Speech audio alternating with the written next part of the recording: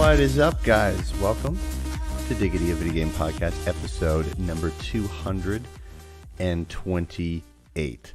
I'm Jeff James. With me, as always, the incredible, luscious Brody Fultz, and we're bringing to your ears some incredible, beautiful video game entertainment for you tonight. This evening. You wanted to say news, didn't you? Yeah. You were so close. Yeah, I almost did.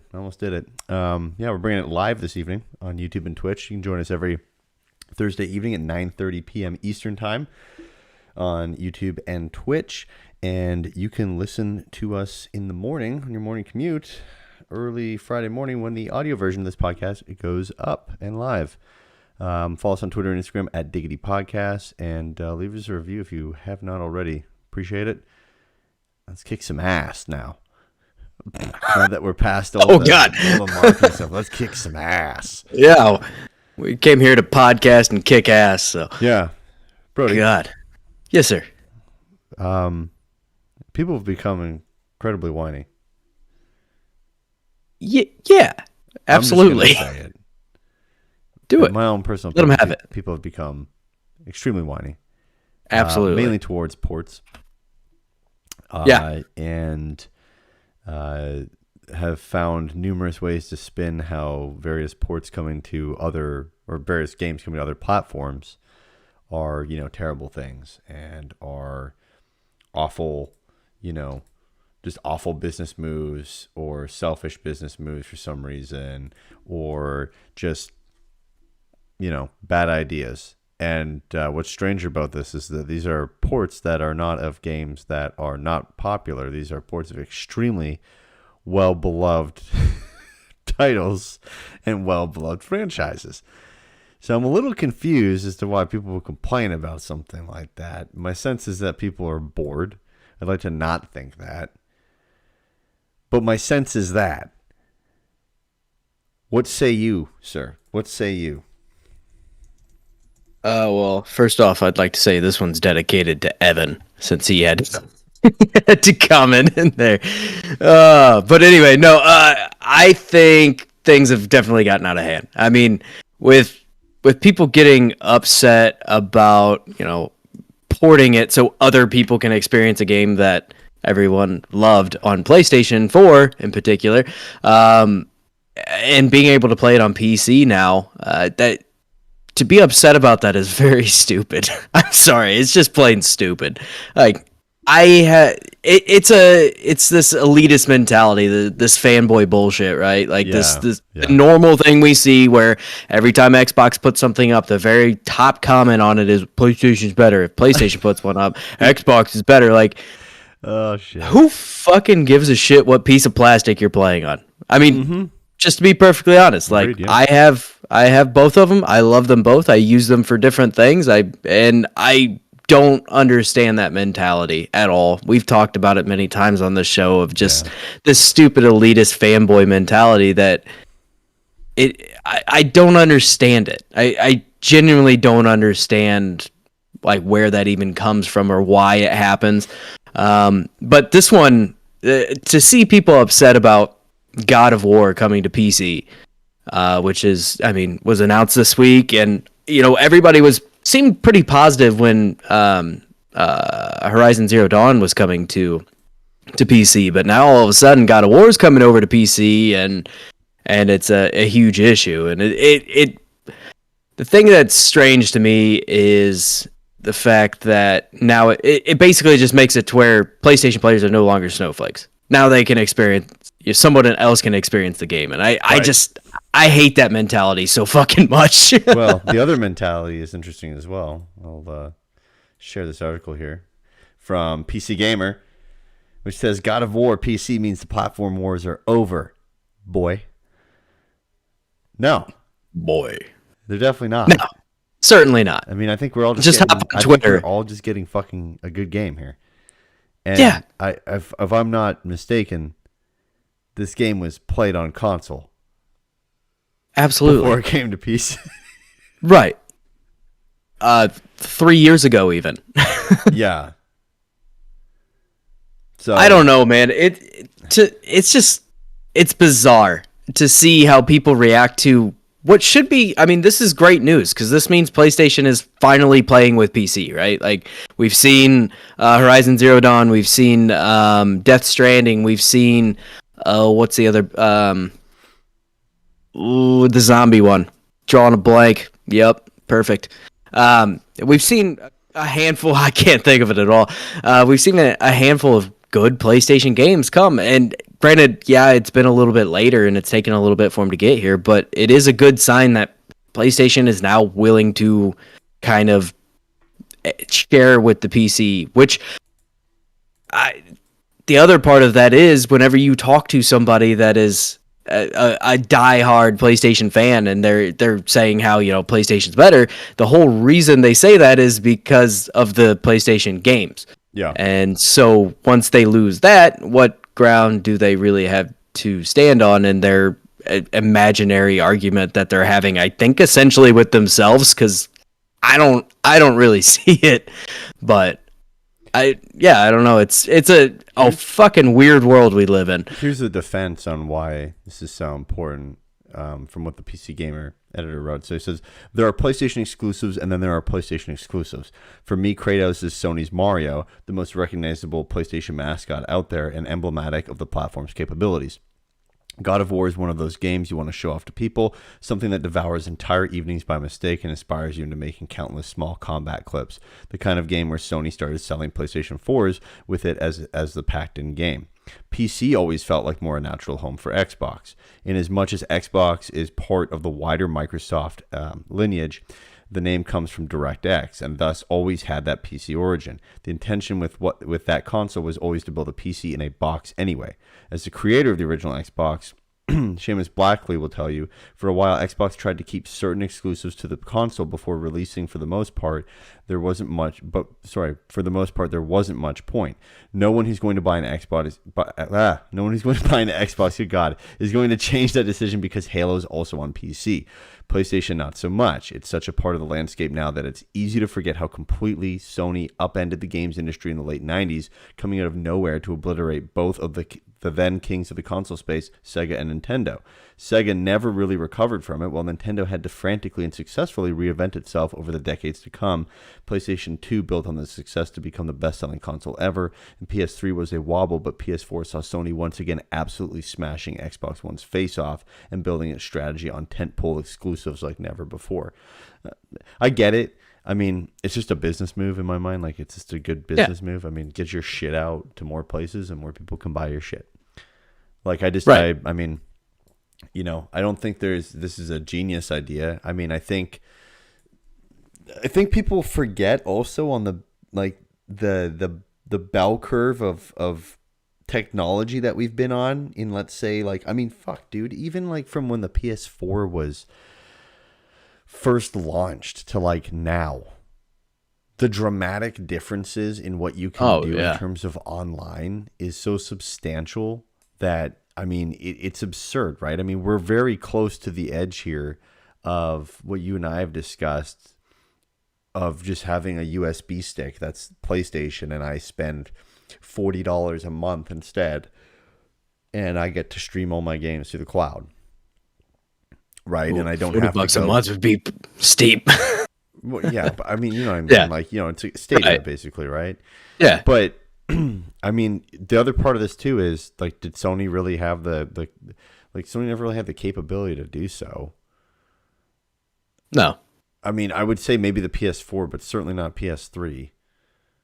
And that's the big difference, like in this console war thing that always surprise. I even hate saying it, right? But the for me, it's Xbox is more on they're working for that ecosystem. They're working to create more in that tech realm of exactly that. You know, you have essentially a Fire Stick that you put in the back of your TV, and hey, now you have an Xbox, right? Like that is the capability that they seem to be working towards.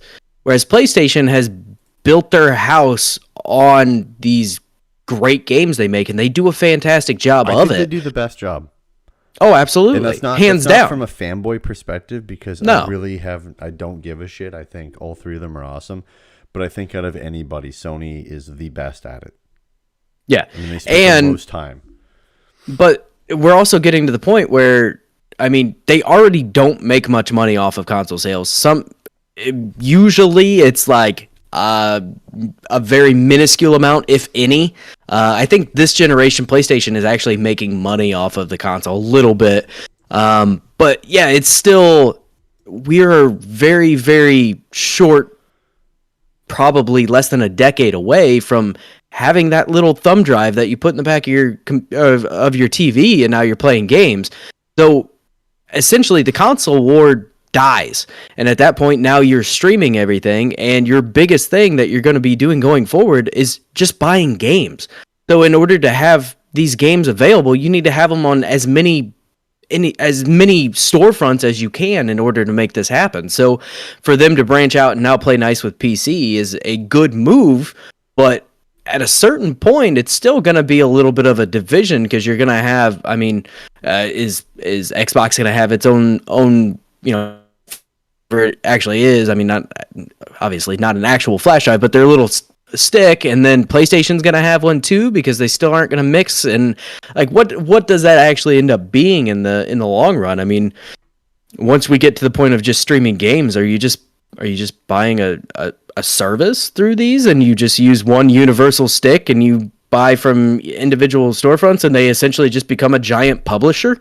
I mean, it's kind of a weird possibility of what, you know, is coming down the pipeline. Sure. But, and we're still years away from that, but it's not as far off as you would think.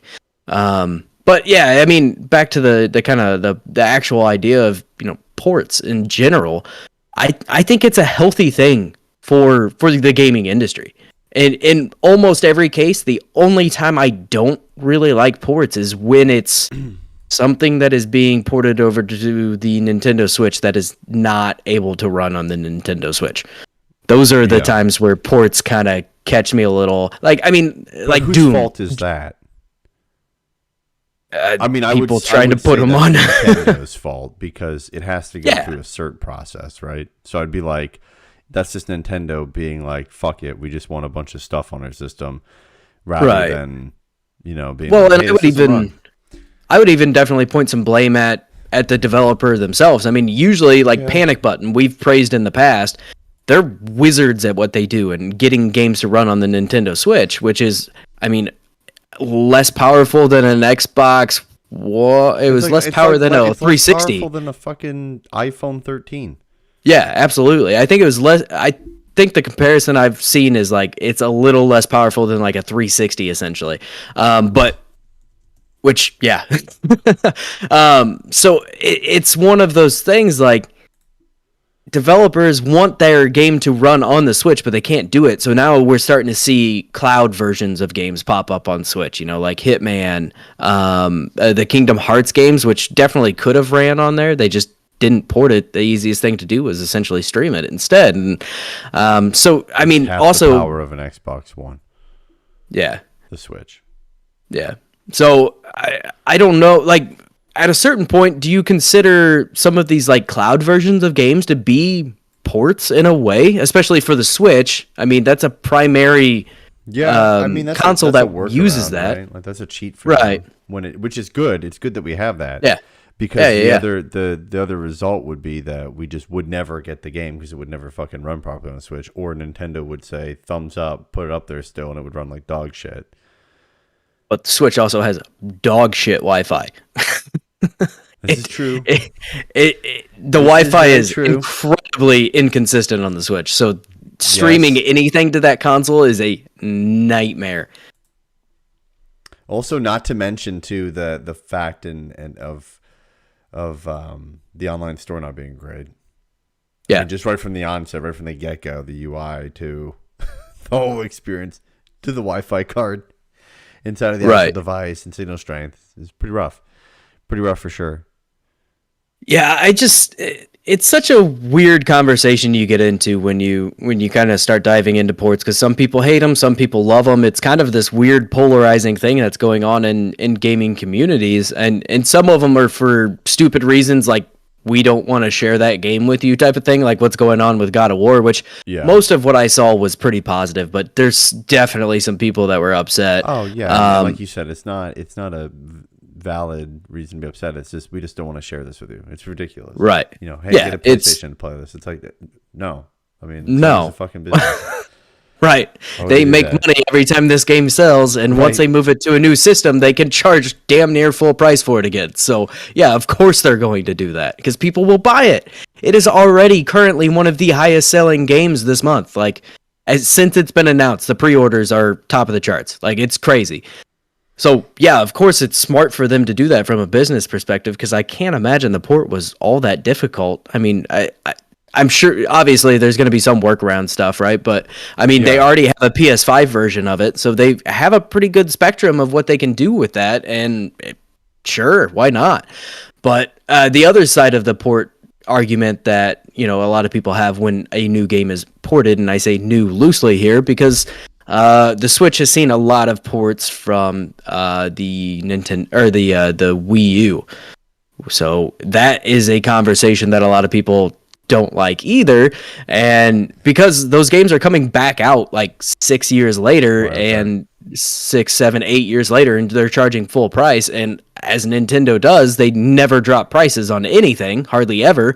So Mario Kart Deluxe 8 or Mario Kart 8 Deluxe, whatever the fuck, is a full price game 90% of the time, and it's a game that came out 8 years ago, 9 years ago at this point. Let me check for Mario. Yeah, I will do that on the old Google machine here. But I understand. 2014. 2014 is Deluxe. Mario Kart 8 release date. I mean, like, let's be fucking real. There's not that much of a fucking. Sorry, it's 2014. Yeah. Just making sure.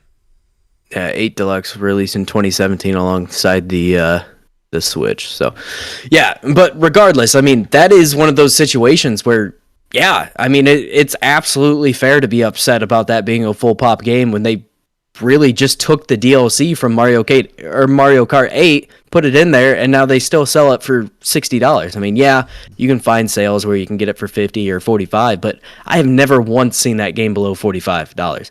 Never. No. Maybe 40, I guess.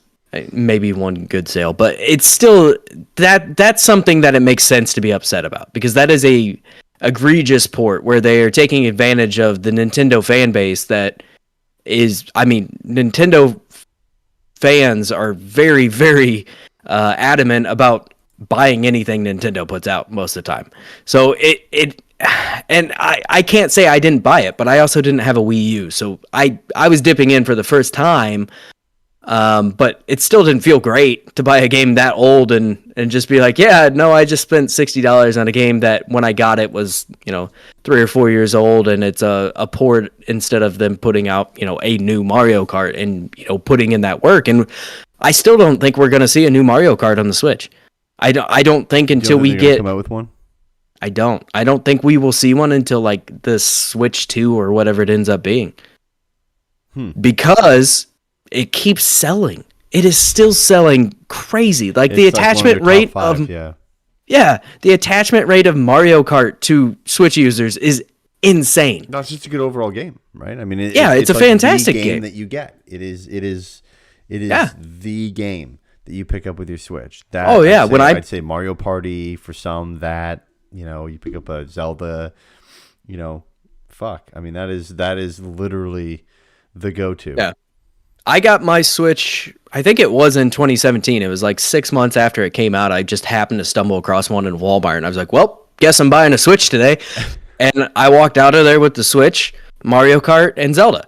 I mean, Breath of the Wild. And that at that time, especially in that first year of launch, like those were the two games you bought when you bought a Switch. And fair enough, right? I mean, Mario Kart has always been a staple of the Nintendo systems, but it just at this point feels so lazy to not get a new Mario Kart. Like, I Yeah. just want a new Mario Kart. Yep. Like, we've been playing your repackaged Mario Kart for 7 years now. I'm ready for something new, and that in my mind is an example of a port that I think is just egregious, and I don't think I could understand maybe for that first year, but if they, a couple years in would have released another Mario Kart, I think that would have been better overall. But again, people just keep buying it, so why would they? They don't need to. No, I agree. I agree fully.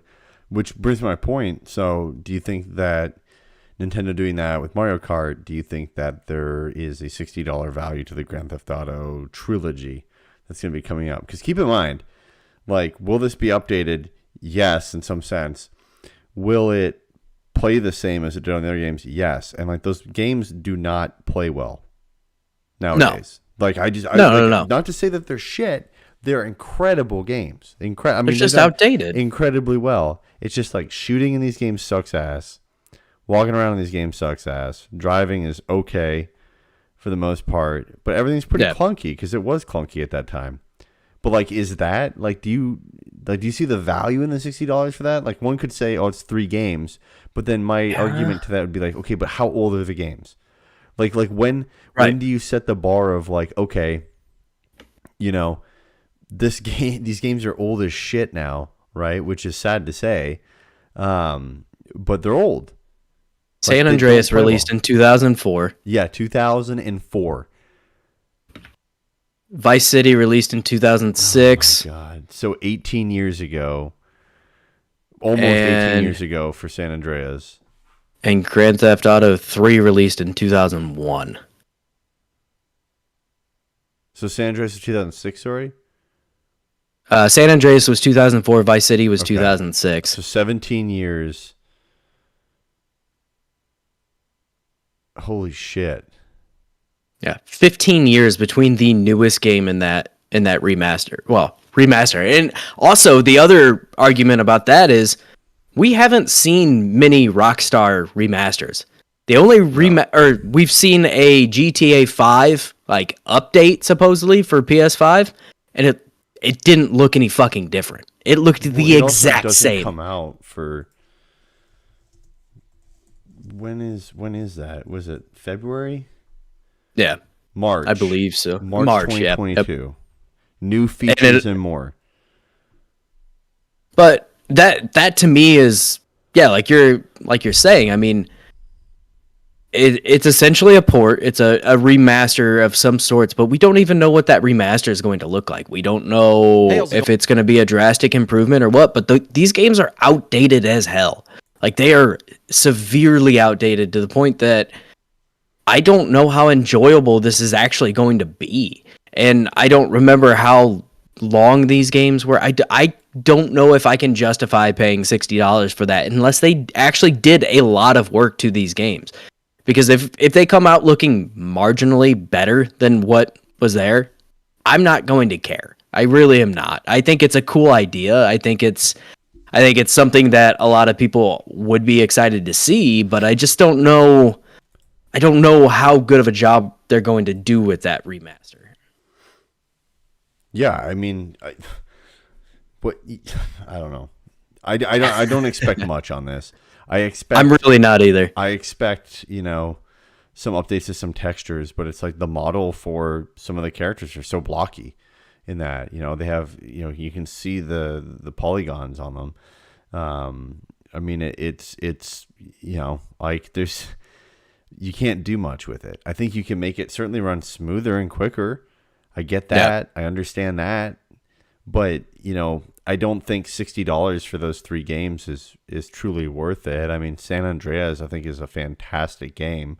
Don't get me wrong. I think it's great. But it certainly does not even, stand up even remotely close to, GTA 5. Yeah. Both from a story perspective and a gameplay perspective, obviously, and of course graphics. And like, the version right now on PS5 is just enhanced 4K. It's not a full complete 4K build. And like, yeah, it looks okay, it looks cool, but it's starting to show some shit. I mean, it's starting to show like it doesn't run as smooth. I mean, like, let's take GTA Online, for example. It's not the smoothest running thing on this earth. It's incredibly rough, right? So it's like, I don't know. I think people are we're going to have this shit show stuff that happens every other time, right? When a big name IP like this either does something with a refresh or there's it's anything nowadays in video game land, but people are going to have their hopes so high on this, right? And then it's going to come out and it's going to be like, hey, it's 3 games that are basically emulated, and here you go. And we didn't change the controls. So it's like, I don't understand what people are getting super excited for or getting super hyped up for when like they already know what this is going to be. Like Rockstar has clearly defined what this is going to be. And I also like with Nintendo's release of the 3D All-Stars, last year? Yeah. That was one that really left a bad taste in my mouth for these like collections like this, where that was the laziest output of that they could have possibly even done. I mean, they never even changed 64 from its 4:3 like ratio. Like that's just what it was, and it's this just weird things like that, where it seems like there's a lot of these weird kind of cash grabs where it's, hey, let's put out this remastered collection because people love these games and they'll definitely buy it. And that's the thing, though. They do sell. And that's why they keep doing these things. And I don't know, man. I don't have high hopes for that remastered collection there. I think it's going to overall be one of those things where people dip into it and they're going to be like, oh, this is awesome. This is nostalgia. And then, an hour later, they're going to be bored with it and want to go back to a modern game, because modern games have changed so much. Games now play and feel so much better than what games did, back in 2006, 2004, 2001. Especially, I mean, it's a night and day difference between what these games are now and what they were. And I've never been able to go back to an older game that hasn't been severely updated and new controls and things like that, and actually been able to enjoy my time with it very much. I mean, yeah, you can get away with some of them. Like Mario 64 is still not bad. I mean, it's not as buttery smooth as something like Odyssey. Right. But it still holds up to some extent, and I just do not see them putting in the work to actually make this a good port of these games and a good updated edition of these games. Again, the problem is it's a mob of people that are expecting huge things. Like every single thing that you see on YouTube now regarding these games is someone running a shit ton of mods. Yeah. Everybody mods the hell out of it. This is what it's going to look like. It's like, it's not. It's probably not going to look like that. No, the mods are going to look better. I mean, Skyrim's been released how many different times now, and the mods still make that game look better than what it actually is. So yeah, like we're not going to get that. No, and that's the good thing about the PC gaming side of things is you can do that. But as console players, you're kind of screwed. And I mean, yeah, some of the Skyrim, what was it? Enhanced edition later on allowed for some mods, but even then, consoles were still pretty limited to what they could do. But yeah, you've got, I mean, with something like with GTA, I doubt they're going to open it up to mods. This is going to be something that's exclusive to the PC version. So yeah, if you're playing on PC, this might be a worthwhile pickup to have this in a collection if you don't already own the games. But most people probably already have these games because you could pick them up pretty cheap and then just mod the ever-living hell out of them and make them look better than what we're going to get in this full release anyway. I'm just awaiting the backlash and ridiculousness that's going to come with all of this. Yeah, it's going to be a shit show for sure. Yeah. Now, I am excited to see, what kind of goofy ass mods people put in God of War eventually. It's going to be kind of funny, but I'm content with sue them. Right. And that's the other issue is Sony is a developer that is not familiar with the PC game space in the way of a lot of these other developers have at least released a lot of games on PC or at least, had some sort of a port. But yeah, when you're talking about something like PlayStation, where PlayStation traditionally doesn't really play with that kind of stuff. They don't. I can't imagine them being okay with people modding their games and whatnot. I mean, yeah, there's some things they can do about it, right? But I don't know. I don't know what they have implemented into the game to prevent some of that. And I'm sure people will figure out a workaround within a couple days. I mean, that's usually not an issue, but I don't know. I haven't seen if anybody has been modding some of the other PlayStation games that have come. I mean, because Kena came to Epic Game Store as well. That was one that released both simultaneously, which was surprising to see. And I just hope we see more of that, not necessarily just to the Epic Game Store, but I mean, the other problem is Xbox has been playing nice with Steam. So I don't know. I mean, PlayStation seems to be kind of going the way of Epic Games, and Xbox has been playing pretty decent with Steam. So and Xbox also has their own storefront, which, I mean, it's not great, but it's there. Sure, yeah. So I'm not sure, man. The whole port thing is a very kind of polarizing topic for gamers in various different states for various different reasons, and some of it is justified, some of it's just not. And this is my problem too. Is how do certain things escape this backlash? Like N64 coming to Switch.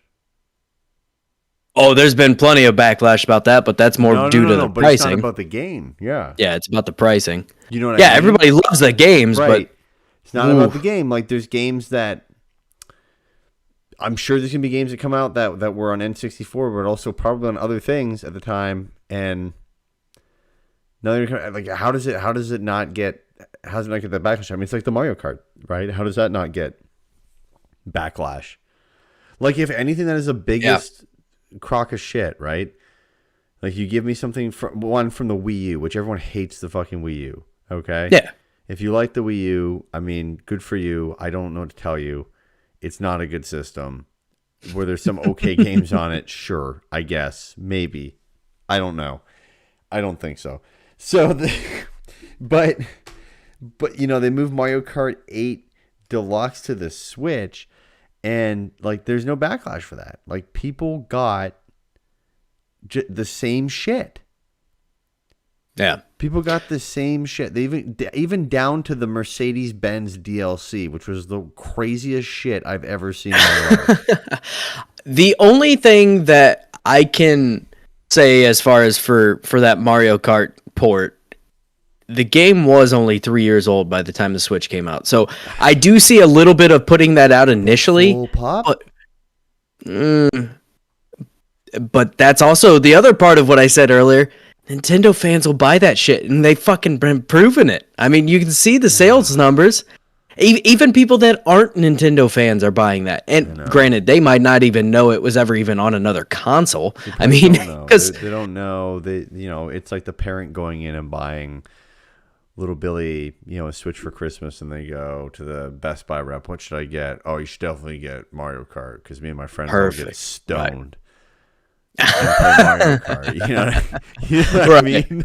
Yeah, absolutely. Like, there's just nobody knows what the fuck they're doing. Yeah, I don't know. Nintendo somehow gets a pass for a lot of the shit. You'll hear grumbles. Like, there will be people that will be like, hey, man, this is kind of fucked up.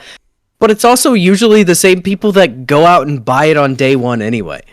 And that's the weird, like, for some reason, Nintendo gets this pass. And I've never fully understood it.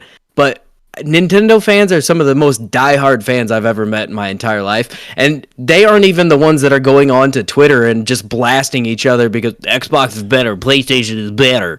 Like, no, they aren't doing that, but they're the kind of people that they just eat anything up that Nintendo puts out. And I mean, good for them. If they're happy with that, that's fine. I don't care, but it's a weird thing to bitch about it and then still buy it anyway. Well, speaking of that, let's talk about Nintendo Switch Online. Yeah, while we're kind of in that realm, right? Yeah, let's talk about the memberships and kind of the backlash on this expansion Yeah. pack and what's been going on. So hold on, I'll share my screen here with everything. So you've got individual membership, 1 month, $3.99 a month. 3 months, or 90 days, $7.99, okay, in that period, and then it's $20 for a year for individual membership, just to play a game. Just to play a game online on an online platform that I might add does not work well at all. Like at all. Like it doesn't work. And you get access to the NES and SNES. Yes. Okay. Yes. You get, so NES, there is that too. Yes, you get those too. Family membership for 12 months for $35. You have more people that can play on it. That's great. That's fantastic. And then wow, even on their, they don't even talk about the expansion pack on their services. Fuck this. Their expansion pack's $50 extra, right? Yeah, and I don't know if that has been 100% confirmed. I'm trying to find. Here it is. So this is a screenshot from the Animal Crossing New Horizons Direct. It says individual membership for Nintendo Switch Online plus expansion pack is $49.99 for 12 months, and the family membership is $80. So it's a $45 leap to play, what was it, 10 N64 games? I believe so. Always want to make and sure like check. And a handful of Sega games, which is fucking insane. I mean, especially the family membership going up by more than double the price is crazy. I guess you get access to an Animal Crossing DLC as well. Yeah. I mean, but if you don't play Animal Crossing, that is worthless. I mean, so to pack that in as something that is supposed to help justify this price, because I believe that DLC is also $30. 64 games. Yeah. At launch, and they did note too that they're going to be adding more. Cool, right. Great. Things like Banjo-Kazooie.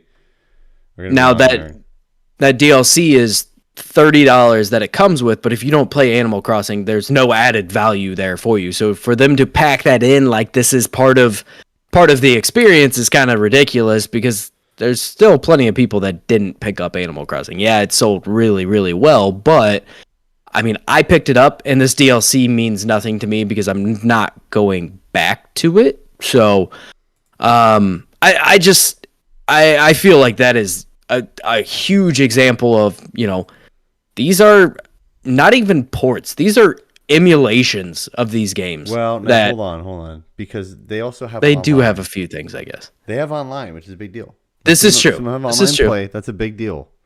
That is a very big deal. But I there's 9 games and only a handful of them even support. Yeah, it's not worth the money. And only a handful of them even have online capabilities. I mean, you're talking like Ocarina of Time is not going to have anything online. And I'll be interested to see like if other first party titles get the love from the expansion pack, not just Animal Crossing. Like I think Animal Crossing was the go-to considering its popularity during the last year and a bit during COVID. But like I don't know. Like I mean, how do you, if that's the case that you're gonna just throw stuff in and you're gonna get the froggy chair in Animal Crossing, if you don't, if people were stoked about that. Yeah, if you pay $80, a year for the expansion pass and for your family membership, that's cool. But like, how many times can you do that without making it confusing? Right. So like, okay. Oh yeah, cool. It's gonna be a mess. Add Smash to that. Now I'm gonna add Mario Kart to that. Now I'm gonna add a bunch of shit to that, right? And now it's like, okay, cool. I get it. I still have to buy these fucking games. Yeah. Like, I don't own these games. I still have to spend, and it's Nintendo, so I'm still going to spend $60 fucking to buy the game. Right. On top of the $80 you're paying for your family membership now. And on top of that, there's nothing in the Animal Crossing, in the expansion pack, and the Animal Crossing that gives more online capability to Animal Crossing. It is just DLC. I am just simply downloading something. Some of it, I mean, there's a little bit of more online elements to it, but it's still more of the same to some extent, right? Like you can now create like basically Airbnb islands, Only and then if you have people the expansion pass. That the expansion pass is what has that. No, well, that DLC is what adds it. That $30 DLC. If you were to buy it, what I'm saying is there is no difference. No. Okay, basically no. That's stupid. That's dumb. Yeah, that's dumb. I mean, I wholeheartedly agree. I don't know what you were expecting for more like online stuff there, but like if you're gonna give something, like give a fucking game with it. Yeah, you know, or give me like half of the game, or give me the ability to play like a certain amount of time for free in Animal Crossing, and then I can purchase it for like half the price. Like if you sit there and you're telling me it's an extra $50 for the expansion pack, and my ass goes and looks up the DLC for that I'm gonna supposedly be getting with the expansion pack, and it's a $25 value, I'm gonna go, I don't fucking want this. Just take $25 off of it. Yeah. Can I just pay the $20 to get the, you know, and even $20 for a year for the rest of those games? It still seems a little high, but especially when we're paying what, $20 for a full year to have access to a ton of games from the NES and SNES, and now you're telling me that 9 games for the N64 are worth $20, or I mean, in this case, $45. And it's like if you were gonna up the price on it, like that, the time when you up the price would be the time where you would also want to show off like, how are we making this better? Because the only way you access this is still from your fucking phone. From an app.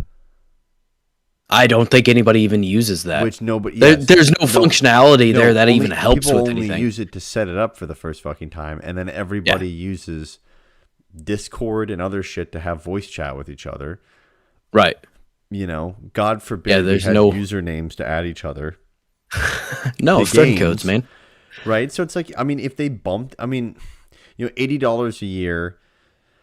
Like that is more expensive than that's more expensive than Sony's stuff, because you can go get the deal every year where you can, you know, Christmas, there's a fucking deal every quarter that they have out. Even if you pay full price, it's only $60 for a year. But it's even below 60 most of the time. Like if you're paying $60 a year for the thing, like you're getting gypped, because you can literally go buy a year of it like near Black Friday, or every quarter they have some fucking discount on it.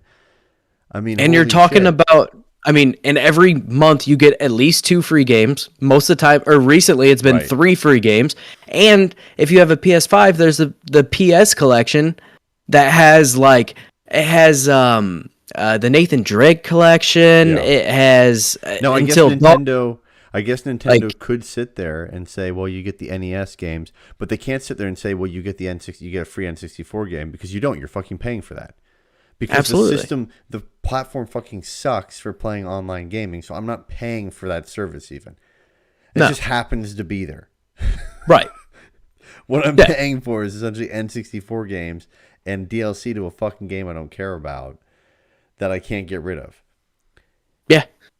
Makes no sense. Get rid of it. Like, give me an option where I don't want it. Like, I don't even understand why Animal Crossing is in there. Like, I guess maybe because they think that they can get the people who jumped onto Animal Crossing to just immediately jump onto this plan so that they can get a quick hit and people can get the N64. But my own personal opinion is I think you'd probably sell more of these fucking passes if you're like, you know what, we're just going to make it an extra $20 and then you can play all of these N64 games, or $25. Yeah. And then you can play all these N64 games. I think people would be like, fuck yeah, sure. One-time payment, Absolutely. $25, and it's every year. Sure, fine. Here you go. They probably sell way more. But instead, I have to sit here and go, I don't want that. I'm not going to get it. I'm not going to get it. But I'm not getting it. Yeah, there's no chance I'm buying this. But the crazy thing to me, and kind of what I was getting at with like the PS collection, there's access to a bunch of good shit. Like a lot of good games in there. I mean, there's Monster Hunter Worlds. There's God of War. There's Horizon Zero Dawn, the full edition of it. Like, I don't understand how Nintendo can sit here and be like, yeah, you know, for an online experience that doesn't even offer a fucking party chat in goddamn 2021, we're gonna charge $80 for the.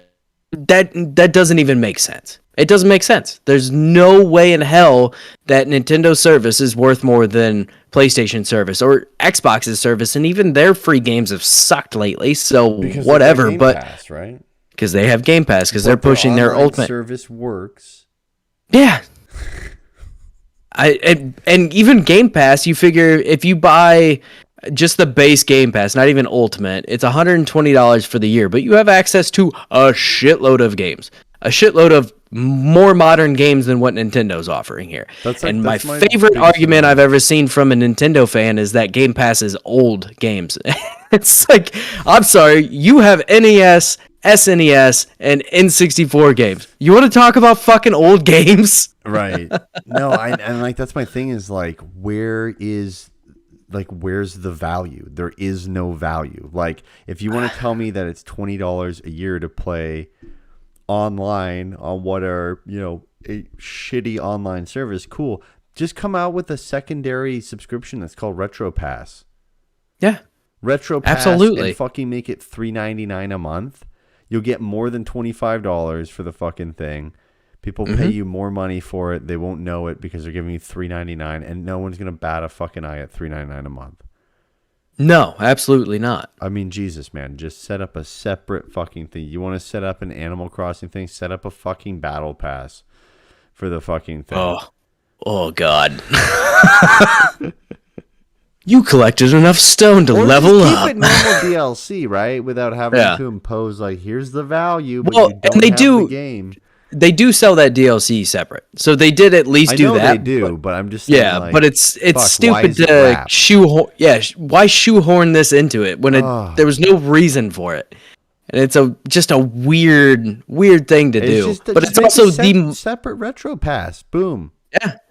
This is also the most Nintendo thing I could have possibly imagined. Like the easy answer is right fucking there, and they went, nah, let's piss everybody off. It is though, like it's such a simple answer. Oh yeah, absolutely. You'd have your online, and you can pay that in whatever tier you want. There's savings, right? You have your Family Pass. And there's different tiers there. Like I don't understand why the Family Pass your only option is to pay once. Yeah. If I'm a business, put an option for, a month, 90 days, and the whole fucking year, and then, I can make more on the month and 90 days, and I can save the client, money on the year membership, but get all of my revenue in one shot from them, right, from the user, and then start doing a la carte shit. Yeah. Like, here's your N64. You want to play Sega Saturn stuff? Here. You want to play, fucking Dreamcast? Here. Work on this shit and just build the a la carte segments that people that makes the most fucking sense. I think the best way that you could go about this is if you really, really just had to have this fucking expansion pass, right? Get the family membership and I think you can have like 8 or 10 people on this fucking thing and split it between all of you, and then it's not bad. It's not too many people. Like, you don't need that. Yeah, I can't believe they allow that at all. That's more people than a fucking Wii commercial. Right. But now I will say, like, for me, I have to have, obviously, my wife and my kids each have their own account, and so there's 4 slots taken up right there, and they aren't paying, right? They're but I mean, you're also on the Family Pass, it's like if you were in the right situation where you could have like 8 people paying on this too, it wouldn't be half bad. But how many people are just gonna have themselves on that Switch and not, somebody else in the family playing it or something to where it makes sense to have a second profile? So now you're cutting it down eventually, but that's the only way that I would justify it if I could get 8 friends to go in on this and be like, yeah, we'll just pay for the Family Pass and now we're each paying $10 for the year and we have access to this. That would be cool. But other than that, nah. Like, there's just nothing enticing, I don't think, not to just me, but I think to a lot of people, where it's like, where's the value in this? Yeah. Like, I'm going to pay $50 to play what is 9 games right now, feasibly a lot more games down the road, supposedly. Yeah. Supposedly. Allegedly. Right? But I can't use the Animal Crossing thing, and I'm not going to play online that much. This is my only fucking way to get it. Yeah. $80. Right. It's crazy, man. Nuts. It's $50 solo and $80 for family. But again, like I just said, we can't purchase these games separately, correct? No, God no. Of course not. I mean, it's just so fucking infuriating. Like unless this is a part of a big strategy where it would be the most Nintendo thing possible, where like we sit here a year from now, they tease a new Switch or a new console or something and a whole new online platform that they've built out with like fucking Microsoft or something. And then it actually makes sense where it's like, hey, I can have friends, online and stuff. Because the only reason why they don't do that is because they don't want the legalities behind it. I mean, they wanted to step the fuck away from it. And I don't blame them for that. And at the end of the day, they're fucking Nintendo. There's no way they're going to do that. These people sold us cardboard. And we have no idea what happened to that. Yeah, it's just gone. I mean, a lot of people had been asking for a virtual console, like they have done in the past, where you can go in and just purchase the games you want. Just a port of the game, and even then, it's borderline emulation, right? Like it's not even really a full blown port, but just a version of a game that you can go in and be like, hey man, I just really love the N64 Zelda games. I want to pick both these up. Now I fucking have them. Like if they did that, they would make more money because they could charge $5, $10 a game at least. This is also the easiest console for them to possibly do emulation because absolutely it's built on the back end of Android. Absolutely. Am I right on that or am I fucking wrong? Right there. No, I'm pretty sure you're right. I thought I was right on that. But, I mean, if they did that, they would actually make more money from people just going out and buying the games they wanted. Because there's a lot of people that just don't play Switch Online, and then it's not a problem. They just don't ever have to worry about buying the membership. And yeah, it's running Android. What it is. Yeah. But Android 10. I don't know, man.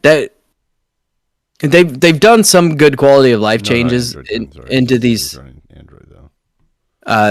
There are some good quality of life changes in these emulations, right? Where you can like save state and things like that. But those are things you can do in every emulation. Okay, never mind. The Nintendo Switch does not use any version of Android. It uses instead a proprietary OS derived from the 3DS.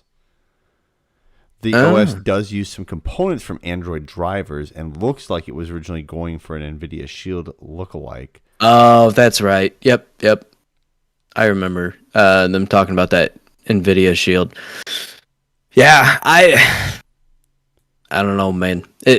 Again, this is one of those things where it's like that port conversation and that whole idea of is it worth it or can you justify these? This is a situation where I 100% cannot justify any of this because this is insane, crazy. Oh fuck! The company just amazes me every day. Always. Every day the company amazes me. Well, I think that'll do it for the show, my guy. Yeah? Yeah, it was a hell of an episode. I mean, good God. I know it. Shot on a lot of stuff. And it's funny because, things. We just announced, that we were kind of doing this more topic thing, but we also, I think we're still rooted in somewhat news and want to keep it topical to what's going on, right? Just stuff that we want to talk about. Absolutely. Right? But like in a less formatted way. That was the in a less formal and bullet pointed, quite literally. Yes. Yeah, exactly. Well, guys, that'll do it for us. If you want to follow us on Twitter and Instagram, please do so at Diggity Podcast. Like I said at the beginning of the show, we go live every Thursday evening at 9:30 p.m. Eastern time on Twitch and on YouTube. You can find us by looking for us at Diggity Pod, Diggity Podcast, Diggity Video Game Podcast, whatever you want to search on that. Please leave us a review on your podcast platform. We're on every single podcast platform known to mankind. Good God. It's everywhere. And leave us a review. Help spread the word about us. Thank you to those who have left reviews for us in the past. And we have new art. Yeah, we do. We have new artwork. And it's actually Looking at the It's pretty sweet. It's looking at It's looking pretty at the sweet. analytics. People see the art, which is dope. It's this real bright It pops. purple and like it's nice. It's real nice. She bright. But yeah, guys, that'll do it for us. You can find me on PlayStation. My PSN is Maple Jeff. Add me up there. And mine is Luscious Brody. You can also find me on Xbox at Luscious Brody. And my friend code's too long, so I'm not going to share that with you. Until That's next